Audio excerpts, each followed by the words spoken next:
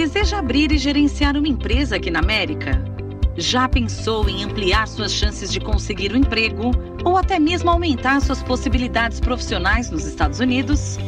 Então você precisa conhecer a Ambra College, uma faculdade credenciada pelo Departamento de Educação da Flórida. A Ambra oferece cursos superiores em nível de Certificate, Associate e Bacharelado. E para você que já tem um bacharelado no Brasil, a Ambra também tem pós-graduação, mestrado profissional e mestrado acadêmico. Conheça a Ambra, conquiste um diploma reconhecido pelo Departamento de Educação na Flórida e amplie as suas chances de sucesso na América. Acesse já o nosso site www.ambra.education ou ligue 866-782-6272.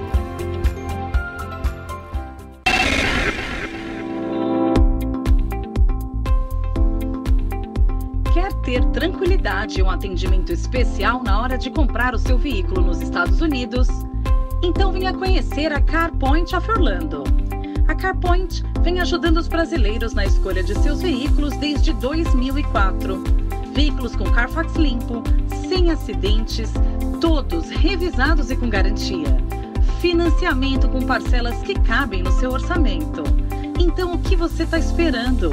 Visite o nosso site www.carpointoforlando.com ou ligue 407-240-0300. CarPoint of Orlando, vendendo carros, fazendo amigos.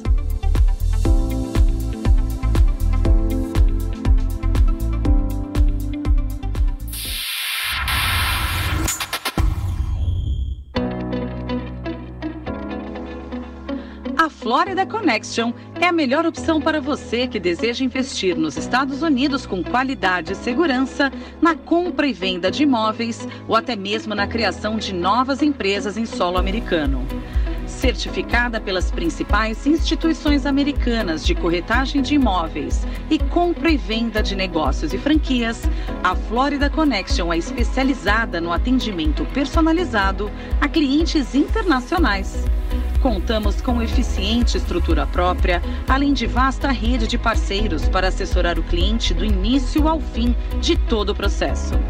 O histórico de mais de 2.000 negócios realizados com sucesso é a garantia de que você será atendido como merece. Entre em contato pelo nosso WhatsApp 305-767-0606 ou mande um e-mail para info@floridaconnection.com.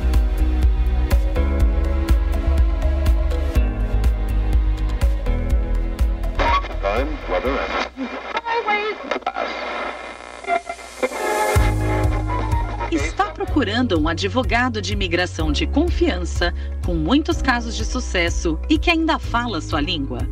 Conheça Santos Law Firm com Dr. Walter Santos, que é advogado formado tanto no Brasil como nos Estados Unidos. Há anos, o Dr. Walter Santos vem representando e ajudando centenas de famílias brasileiras a realizarem os seus sonhos em viver legalmente nos Estados Unidos. Agende agora a sua consulta presencial, por telefone ou até mesmo por Skype, visitando o site www.waltersantos.com. Você também pode ligar para 407-447-9090 ou mandar um e-mail para walter@waltersantos.com.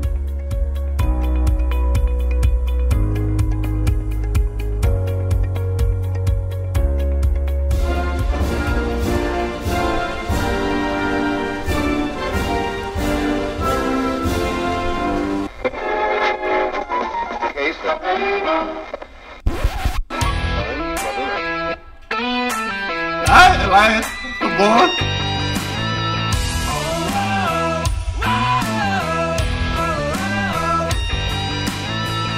Fala aí, galera, beleza? Seja bem-vindo a mais um No Ar, canal Perguntas Negócios. Hoje você falou que nem macho, então. Opa, vamos lá. Geralmente você faz assim, ó, negócios. E olha pra mim meio... Depende do convidado, tá? Cara, deixa eu fazer uma pergunta. Ah, tá com medo? É isso aí. Ô, Thomas, por que a galera zoa tanto com os gaúchos, velho? Com o negócio de macho, tchê? Gaúcho, velho, tá espalhado pelo mundo, Paulo. Coisas boas têm que ser espalhadas pelo mundo. Não, mas por que tem essa... Você sabe, Dr. Walter? Eu sei, mas ele não explicou aqui a resposta. Então, eu acho que nem ele sabe. Tá espalhado pelo mundo, não explicou nada. Não explicou nada. Gaúcho tem coisas boas, negócios. Negócios.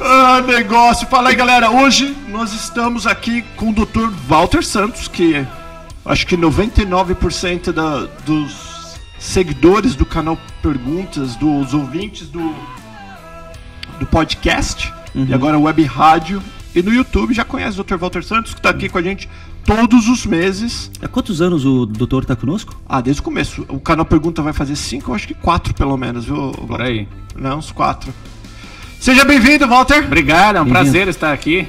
Nós tinha uma múmia ali do teu lado, Não sei não, Paulão. É que tava aqui na frente. O Paulo era a parte de 1% que não me conhecia, não é verdade? Não, conhecia, sim. O Paulo com aquela cara de bobo dele, ele engana todo mundo, viu? Seja bem-vindo, Dr. Walter Santos. E hoje é um vídeo bem diferente, um áudio, um programa diferente do que o senhor está acostumado. Porque, na verdade, o objetivo hoje é a gente entender sobre o negócio, a empresa de advocacia aqui nos Estados Unidos, como funciona, quais são as dificuldades, como o senhor também é advogado no Brasil, não é que foi, é ainda atua, né? Sim. No a história da pessoa Walter Santos, né? Como é que veio pra nós vamos cá, começar lá. Né? Toda a história dos Estados Unidos. O Vandrei não tá com a gente hoje, o guri que tá me apressando. É isso aí. Calma, gurizito! Eita, foi errado aqui. Então, peraí que a gente vai acertar. Vamos lá, Dr. Walter Santos. Pra quem ainda não lembra do primeiro vídeo que o senhor fez com a gente lá no canal Pergunta, o senhor fala um pouquinho da sua história. Em alguns minutos só, fala de onde sai do Brasil, o que você fazia, por que você decidiu vir para os Estados Unidos e ainda ser advogado aqui nos Estados Unidos. Sim, Paulo. Eu sou advogado no Brasil, eu me formei na PUC de São Paulo em 1992 ou 93, eu já nem lembro pra te falar a verdade. Não era nem nascido ainda, viu? E eu trabalhava num grande escritório de direito tributário lá e trabalhei por 8 anos lá e em 99 viemos passear, eu e minha esposa, a gente vinha bastante para os Estados Unidos, tudo. Eu conheço mais os Estados Unidos do que o Brasil, para te falar a verdade. Eu fiz muitas viagens de carro por aqui, Costa Oeste, Midwest, Nordeste dos Estados Unidos, tudo. E acho muito interessante, sempre gostei da cultura, da forma de negócios e toda a estrutura comunitária, né, do país, né, toda parte educacional e profissional, então é muito interessante. E surgiu a oportunidade de vir para cá. Ela, na verdade, recebeu uma proposta de emprego. A minha esposa também é advogada, a gente se conheceu na faculdade de Direito, né? Uhum. E ela recebeu uma proposta, veio pra cá e eu acabei migrando por ser casado com ela. Então você foi ela? Não, você foi o dependente, no caso? O acompanhante? Exato, Curiosamente, as pessoas perguntam, como é que você migrou pra cá? Eu falo, pela minha mulher. Ela é americana? Ela é americana. Então fica aquela impressão, parece que eu casei com ela, porque ela... Mas não. Mas sua esposa já era americana? Não, justamente. Aqui hoje ela é americana, entendeu? Ela é naturalizada americana. Então ela... E foi com qual visto? A nível de curiosidade? De trabalho, o EB3. O EB3, naquela época, 20 anos atrás? Exato, 20 anos atrás. Então veio com o EB3, ela recebeu uma proposta de emprego, trabalhou muitos anos na empresa que trouxe ela para cá e depois acabou saindo, enfim. Trabalhou comigo quando eu abri o escritório. Mas deixa eu retroceder um pouco, né? Porque eu a acompanhei aqui e eu tinha a minha advocacia no Brasil quando eu saí de lá. E à distância você consegue fazer tudo, quase tudo, né? Porque a área que eu trabalhava não demandava muita aparição pessoal. Mas chegou um momento que eu me senti ocioso. Eu falava, bom, 11 da manhã eu já terminei tudo. Eu acordava cedo, eu levantava, já via na internet minhas publicações, já fazia minhas petições, mandava lá para a pessoa que me ajudava em São Paulo. E às 11 horas eu tava ocioso, sem o que fazer. E ela falou pra mim, vai estudar. Eu falei, tá bom, eu vou mesmo. Porque eu sempre tive interesse de exercer a profissão aqui. Mas não tem atalho, não adianta você falar, bom, eu tenho toda essa experiência, eu tenho meu mestrado, eu dou aula, mas e daí? Não vale nada. Essa era uma das minhas perguntas. Como é que é pra tu exercer a profissão aqui? Tu tem que fazer novamente a faculdade? Apesar do teu estudo e teu currículo no Brasil. Você tem, Thomas, não vale nada o que a gente faz no Brasil. Para não dizer que não vale nada, ele equivale ao college americano, que são aqueles 4 anos básicos, né? Porque o curso de Direito aqui é um curso chamado de doutorado. 2 anos né? básico, né? 2 anos. O college. Não, o básico que você está falando é do Associate's Degree, né? O bacharelado, o bachelor's é de 4 anos. Então, o nosso curso de Direito no Brasil, de 5 anos, ele consegue eliminar esses 4 anos de curso básico americano, de bacharelado. Mas não o curso da escola de Direito. Então, apesar de eu ter o diploma de Direito, ele não valia aqui. Então, tem que fazer a faculdade de Direito todo de novo, que são 3 anos. Por quê? Porque para você prestar o exame do Florida Bar, que é o equivalente à OAB brasileira, você precisa ter o JD, o Juris Doctor, que é o diploma da Faculdade de Direito americana.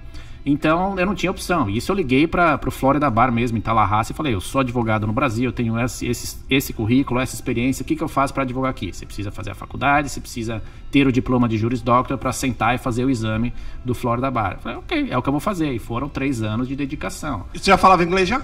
Já falava inglês. Eu estudei minha vida toda inglês lá no Brasil. Eu tive a oportunidade de fazer um estágio numa família americana, aqueles programas de intercâmbio, né? Que você fica imerso vivendo com a família americana. E é muito interessante, porque você sempre tem aquela cautela, né? Quando você vem assim com 15, 16 anos, né?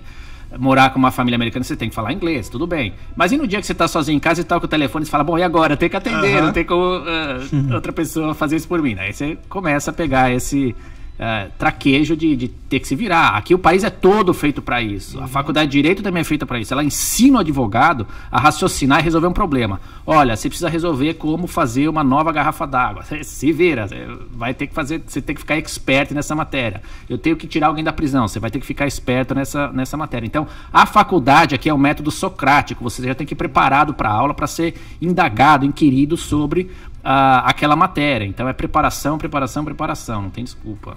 Só para ver se eu entendi corretamente a respeito do curso de Direito para quem já é advogado no Brasil. Então, só para ver se eu entendi correto. Se eu sou advogado no Brasil e eu quero me tornar advogado nos Estados Unidos, eu preciso fazer 3 anos somente? 3 anos do curso de Direito, do Law School americano. E se eu não for nada, são quantos? 7 anos? 7 anos, 4 de college e mais 3 de faculdade de Direito. Alguns estados aceitam fazer o exame do bar, né, deles. Por exemplo, a Califórnia aceita desde que você tenha o diploma brasileiro. Outros, não, na verdade o diploma brasileiro é um LLM, que é um mestrado em Direito aqui nos Estados Unidos. Então o mestrado em Direito você consegue fazer em 1 ano, me parece. Então tendo o mestrado, que o título é o LLM, né, LLM, você pode fazer em alguns estados. A Califórnia, parece que Nova York também aceita. Mas isso é um semi-atalho que não resolve muito, porque não permite que esse advogado licenciado lá na Califórnia possa atuar na Flórida. Então, é estranho esse negócio. É estranho, e vou te dizer mais. Experiências... casos concretos passados revelam que as pessoas também não conseguem emprego, porque nenhuma empresa fora da Califórnia vai contratar a pessoa, porque ela não tem licença para advogar. Olha, então não pode, não adianta, é besteira. Aí tem gente que fala, não, vou fazer porque eu só quero trabalhar na área federal, área imigratória, não sei o quê. Tá bom, é possível, mas ainda assim você está amarrado. Você não pode fazer um divórcio, você não pode fazer um contrato, você não pode abrir empresa, porque você está aplicando a lei do estado, e você não tem legitimidade para fazer isso fora daquele estado que você for licenciado. Então...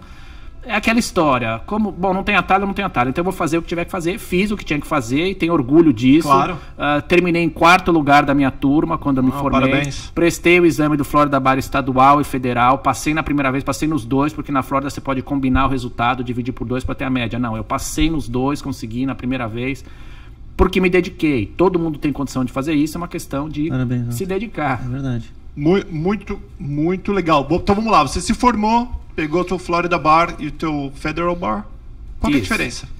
Na verdade não existe um Federal Bar, é que você tem que passar no exame na parte federal e na parte estadual, né?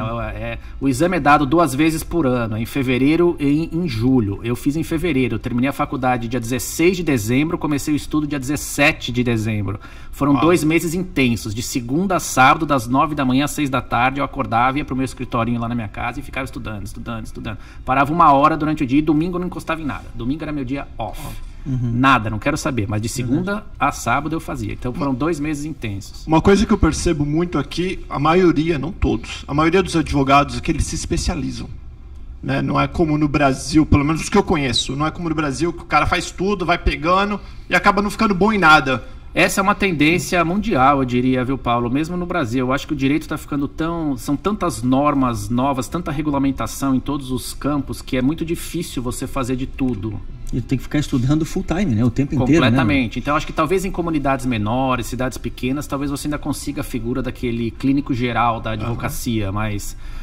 na verdade, eu abri com a proposta genérica, porque eu não tinha um ramo específico que eu quisesse seguir. No Brasil, eu faço direito tributário. Aqui, não necessariamente é o mesmo ramo, porque o enfoque é diferente do que é no Brasil.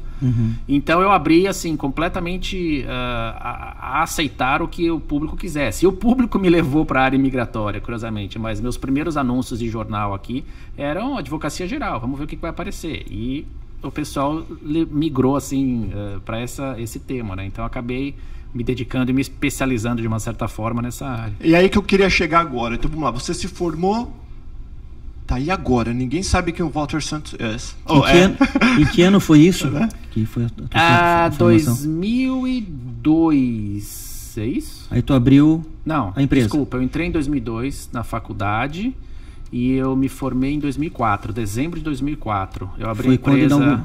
Foi quando deu o start na companhia. Eu fiz o exame do bar em fevereiro de 2005. O resultado saiu, acho que em abril. Eu fiz em fevereiro, saiu acho que em abril ou maio. Em junho eu jurei... não é bandeira, é jurar fidelidade. Outro, né? É o Oath of Attorney, né? É o juramento do advogado. Até qualquer notário podia fazer. Então eu não queria esperar nenhuma cerimônia nem nada. Eu fui no banco, eu falei, eu sou cliente do banco, eu quero receber o juramento. Eu levei lá o papel, a mulher leu, eu falei, ok, juro e vamos embora. Porque eu também não estava interessado na pompa, nada disso. Eu queria cuidar da minha vida. Eu tinha meu escritório no Brasil, então eu demorei um tempo para abrir as portas aqui, porque eu viajava muito pro Brasil. Eu cheguei a viajar 6 vezes por ano. Para ir cuidar das minhas coisas lá. E mesmo durante a faculdade, toda vez que tinha um spring break, winter break, Natal, essas coisas, eu ia para lá para cuidar dessa parte profissional e depois voltava. Então foi bem apertado mesmo. Mas é o que é, né, Paulo? Não tem atalho, não. Então vamos lá. Então vamos falar da parte que o povo quer saber também sobre negócios. Para abrir um escritório de advocacia, o que é? Uma LLC? Tanto faz, alguns são formados como corporação, né, corpo. Que tem ações, e no meu caso é LLC, é uma Professional LLC, né, por isso que é o PL do nosso nome. O PL é uma abreviação de PLLC, que é permitido pela lei da Flórida, é Professional Limited Liability Company. Professional porque é uma empresa dedicada a serviços profissionais, como são considerados os de advogados. Só advogados podem ser donos de sociedades de profissionais, né, assim como sociedades de médicos, de contadores e tudo mais. Então, no meu caso, é uma LLC. É um escritório à parte. É um escritório. Bom. Sim. Que qualquer um pode abrir. Sim. Não a PL, não o PL. O PL, ou PA, que é no caso de corporação, né, Professional Association, tem que ser só por profissionais. Os profissionais é que tem que ser donos. Daí então, conta o que... Vamos lá, alugou o barraco lá, a barraca. Alugou o escritório, contratou uma funcionária na época, como que foi? Olha, na verdade é uma história interessante, porque o local onde o escritório funciona é meu. Eu comprei na planta de um empreendedor brasileiro que constrói até hoje, uma pessoa sensacional. Até não, o Leno Servino não, né? Não, eu te dou uma dica pra você quiser um dia uma entrevista claro. Com ele, porque ele já construiu, assim, acho que 20 prédios aqui em Orlando. Legal. Super de confiança, pessoa corretíssima, bacana. Excelente. Então eu tinha feito um investimento com ele. E, na verdade, eu não queria aquele espaço, porque eu achava muito grande, né? Ele tem 1.500 pés, dá uns 140 metros quadrados, sei lá. Eu não queria aquele espaço para abrir, porque você está começando, né? Tem muitas salas e tudo, e era um caixotão, então eu tinha que construir a parte interna. Eu procurei vários lugares para alugar, prédios menores, assim, e não achei nenhum do agrado que atendesse o local, tudo, acesso do público. Aí eu falei, quer saber? Eu tô com a minha empresa brasileira funcionando, quer dizer, eu tenho atividade. Vou montar do jeito que eu quero, então, fazer a construção e depois eu abro. Então, eu jurei bandeira. Eu jurei para a advocacia em junho, né, de 2005. Abri a empresa em julho, logo depois que eu jurei, porque eu tinha que ser advogado para fazer isso. Mas eu só abri para o público em 1º de março de 2006. Porque eu construí, exato. Eu fiz a obra, leva uns tempos, depois tem as licenças e computador, não sei o que lá. Então, abrimos. Até tem uma história interessante. A minha esposa ajudou a escolher os materiais, tudo. A gente escolheu um carpete, que é um carpete até escuro, trabalhado. E depois a gente ficou assim, não sei, tô em dúvida, vamos tentar trocar. Daí quando eu fui tentar trocar, não, já pediram o carpete, se pra trocar você vai ter que pagar o dobro, não sei o que. Eu falei, não, então deixa como tá. E todo mundo fala do carpete, nossa, que legal, que lindo e tal. E, até hoje tá o carpete? Até hoje tá, porque ele é muito bom. É um grau comercial, assim, de alto tráfego de pessoas que aguenta. Então ele ficou até hoje. A gente lava, lógico, manda lavar, tudo. Mas ficou. Então aí, vamos lá, vamos abrir o escritório. Como é que a gente faz? Procurei, na época tinha um jornal só da comunidade, né? A comunidade tinha pessoas da comunidade brasileira e, de fato, eu tinha uma atividade no Brasil, então eu não sabia o que ia aparecer por aqui, né? Então, por enquanto, eu vivia em função do Brasil. E abrimos o escritório, né? Eu trabalhando e minha esposa me ajudando lá na frente. Ela era minha secretária e ficava Ela lá já na não frente. estava mais na empresa? Não, já não estava mais na empresa. Então ela ficava lá na frente, no telefone e tudo. E era assim, a gente parava para almoçar, fechava, ia almoçar, voltava, daí abria de novo. Começo é assim, né? Eu ficava estudando, vendo notícias, vendo livros. Pra você ter uma ideia, na região que eu estava, não tinha nem a internet de cabo ou DSL, né, na época. Teve que puxar discada. a companhia. Não, ela teve para ter a internet rápida, teve que puxar o chamado T1, que acho que nem existe mais, que era um cabo dedicado ao meu local. Então, o T1 só era vendido com 5 linhas telefônicas. Então, eu tinha 5 linhas telefônicas para 2 pessoas, né? Dá para um ligar para o outro, né? Então, depois com o tempo ampliou, aquela área cresceu bastante, né? Muitos conjuntos foram abertos ali, e aí a Bright House, na época que era a operadora, ofereceu o serviço, a gente cancelou o T1 e seguiu. Então essas historinhas eu consigo lembrar que as pessoas não sabem, né? Não sabem. Então era assim, ela ficava lá na frente, no telefone, quando o telefone começa a tocar, você põe um anúncio no jornal, toda vez que aparece um advogado novo lá, uma coisa nova, aquele era o guia da comunidade brasileira. É verdade. A internet era incipiente. Isso aí. YouTube, ele acho que tá começando, tá com 10 anos. E não tinha nem sido comprado pela Google ainda, né? Então depois é que teve aquele impulso todo dado a esse tipo de mídia. E daí até então você não sabia o que você ia fazer? Não. Anúncio genérico, imigração, falência, divórcio, civil, blá blá blá. E quando que você falou assim, ó, eu vou me especializar, vou ficar bom na imigração? Eu nunca falei. Aos próprios clientes que traziam casos dessa natureza que acabaram me guiando para isso. Então eu tenho que ficar bom nisso, né? Eu tenho que aprender isso, eu tenho que fazer é o que aparecia. Direito, porque é o que aparece. E foi um susto assim para ver a repercussão em cima disso? De imigração? Foi porque cada um de nós vive num mundinho, né? A gente tem nossa rotina, a gente tem os nossos gostos, o que a gente faz, a gente tem a nosso dia a dia. E você não tem ideia do que é o mundo aí fora. Então, ter a oportunidade de ouvir a história das pessoas te abre uma perspectiva muito maior. Até numa questão de humanidade, de você ver as dificuldades que cada um passa para chegar aqui, porque a minha história é diferente da de cada um. Sim, dos meus clientes que vieram para cá. Por isso que eu tenho essa ligação muito forte, me identifico muito, e o que eu puder fazer para ajudar, eu faço. Eu tenho esse aspecto que eu olho bastante, porque é difícil e as pessoas realmente passam por situações que eu nunca imaginaria que pudessem passar, mas realmente passam. Quanto tempo demorou para você pegar o teu primeiro empregado oficial? Quando a minha mulher engravidou. Deixa eu ver, eu abri em 2006, né, para o público, que eu falei, ela engravidou no final daquele ano. Aí eu tive que pegar uma pessoa para substituí-la, porque ela teve uma gravidez muito complicada e foi bem sofrida. Então, aí eu tive que contratar primeiro funcionário.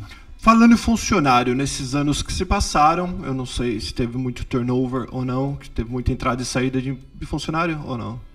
É relativo, Paulo. Tem e não tem. Pelos mais variados motivos. Tem gente que fala, nós vamos mudar, eu e meu marido vamos mudar para Miami. Então a pessoa sai porque está mudando. Então tem muito disso.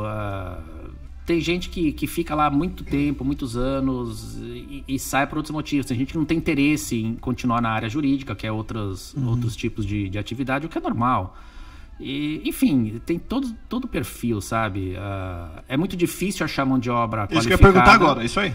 Todo mundo quer trabalhar, as pessoas falam, eu quero advogar, sempre quis advogar nos Estados Unidos, tá bom, mas você chega num ponto em que você quer a mão de obra formada, a pessoa que já tenha condição de chegar, assumir e fazer. Óbvio, ninguém precisa saber tudo, ninguém sabe tudo. Eu aprendo todo dia lá e cada dia eu saio com mais conhecimento do que eu cheguei. Isso é excelente. E as pessoas têm que ter a cabeça aberta para isso, para aprender a cada dia. Então, é possível treinar, mas às vezes tem um volume de trabalho que é muito mais fácil para mim, para eu fazer o trabalho, do que parar para ensinar alguém. Mas, ao mesmo tempo, você tem que investir na formação daquela pessoa para torná-la profissional e apta a te ajudar ainda mais, né? Então, você tem que saber como compensar esses mandamentos de fazer para se livrar ou perder mais tempo, mas investir na formação de alguém que a médio prazo vai poder te ajudar mais. Hoje tu estás com quantos funcionários? Hoje sou eu e mais 4 pessoas trabalhando lá. Assim, mais próximos, né? Tem indiretos também que ajudam fora do escritório, etc e tal, mas aí depende do volume de trabalho, né? Tem capacidade de ampliação. Eu sempre disse que na América o trabalho sério que você faz, você ganha respeito, você ganha confiança e a tendência é que ele cresça e amplie. Mas o meu trabalho é muito personalíssimo, as coisas passam todas pelas minhas mãos e eu tenho que ver se foi feito de forma correta ou dar diretriz. Não adianta eu traçar uma estratégia e não ter quem possa executar, então tem como ampliar, mas aí é uma questão de... eu não quero perder o controle do então trabalho. isso que eu ia perguntar agora, porque o advogado é um profissional que é ele ali, o dia tem 24 horas. Exato. E as pessoas falam, por que você não contrata um advogado associado, ou um sócio, não sei o quê? Eu falo, porque não vai dar certo. Eu me conheço. Se eu contratar uma pessoa igualzinha a mim, se eu puder fazer um clone do Walter, eu vou matar o cara. Eu vou asfixiá-lo, assim, na primeira semana, você pode ter certeza, porque eu sou muito chato com o trabalho que eu faço. Então, às vezes eu prefiro fazer e me livrar das minhas chatices e... Nessa resposta tua, eu vendo os comerciais, a tua imagem, é sempre no Walter Santos, né? Claro que apresenta a empresa, tudo, mas o Walter Santos. Com essa tua equipe de 4 pessoas, focado sempre na imagem do Walter Santos, como que é o teu marketing? Como que tu fez a tua divulgação de 2006 para cá? Tirando o Canal Perguntas, que a gente já está juntos há 4 anos. Mas eu digo, como é que é o teu marketing, a tua divulgação da marca em cima da marca Walter Santos, para atingir um público que tu tens hoje? Sempre foi nos jornais comunitários. O primeiro jornal que eu fiz foi o jornal Brasileiros e Brasileiras, e depois abriu o Nosso Agente, do Paulo. Ele me convidou até para escrever no jornal dele. Eu escrevi por muitos anos e eu tinha um anúncio em cada um deles, um anúncio mensal, que era o jornal, a periodicidade era, um saía no dia 1º, outro saía no dia 15. Depois o Paulo se aproximou de mim, né? Me convidou. Esse Paulo aqui? O Paulo Paternas.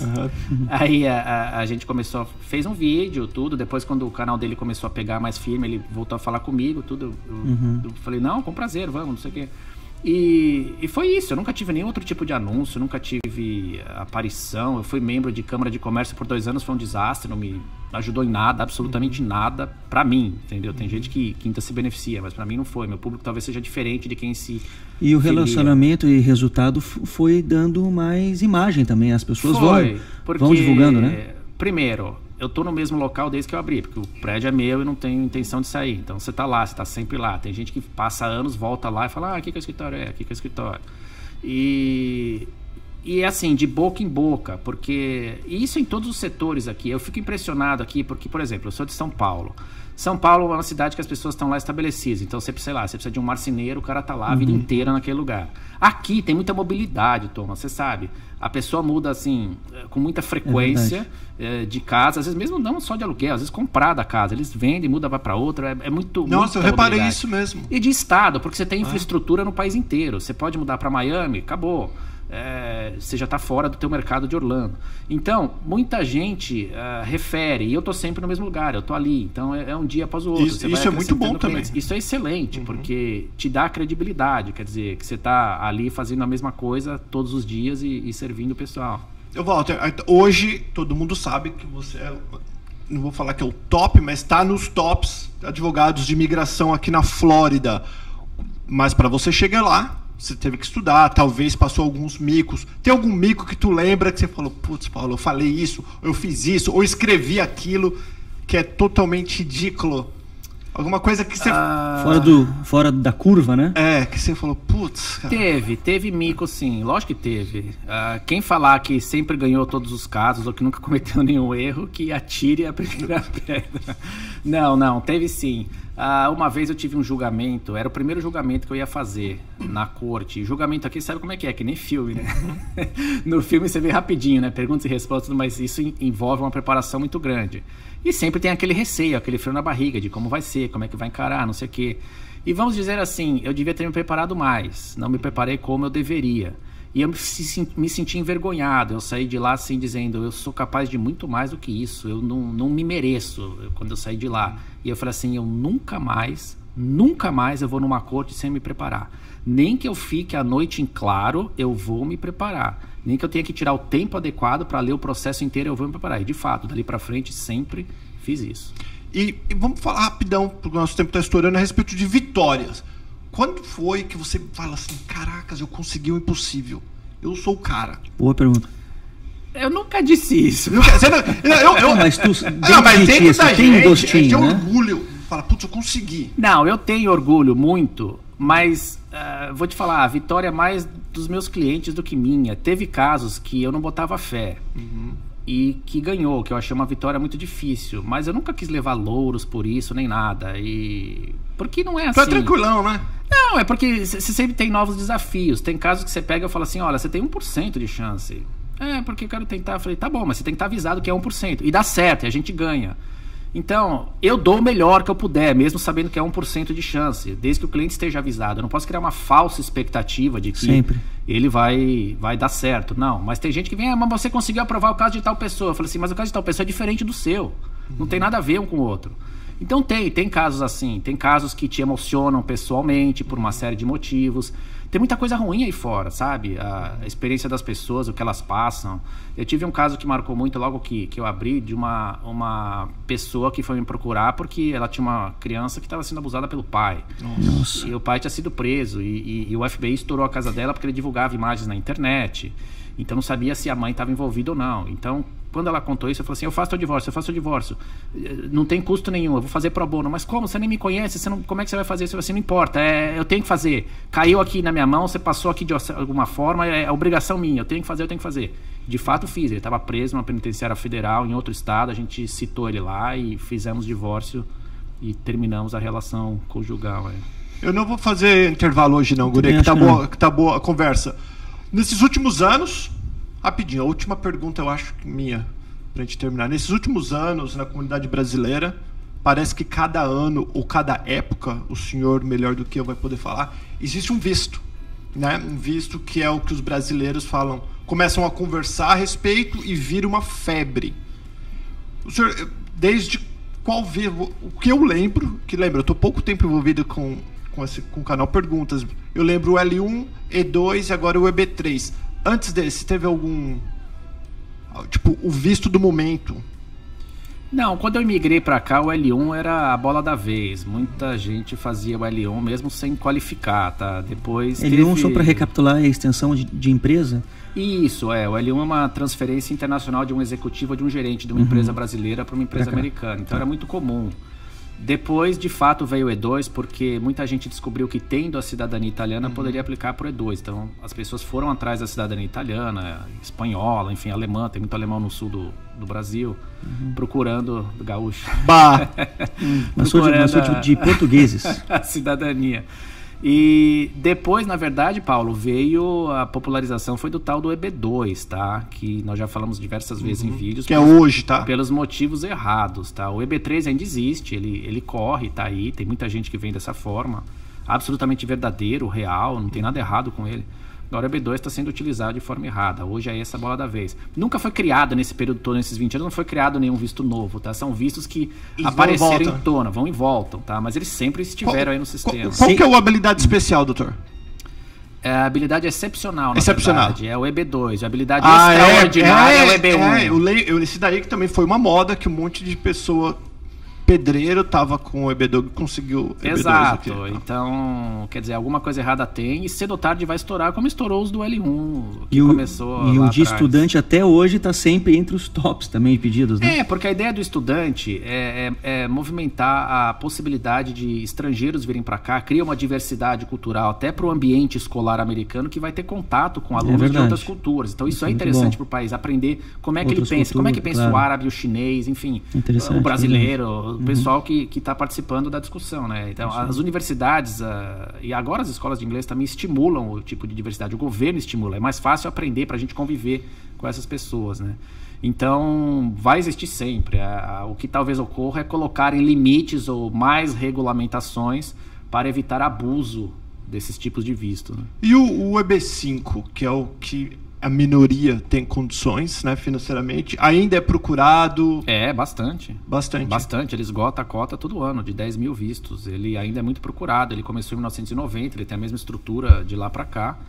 Tem algumas reformas planejadas aí no futuro, aumento de valor, tudo maior. As cotas são divididas por países. O Brasil tinha uma cota menor, e pelo que eu já tinha lido, os chineses que são maiores, né? O que acontece, Thomas, é que a lei migratória prevê que nenhum país pode mandar mais do que 8% de imigrantes num determinado ano fiscal.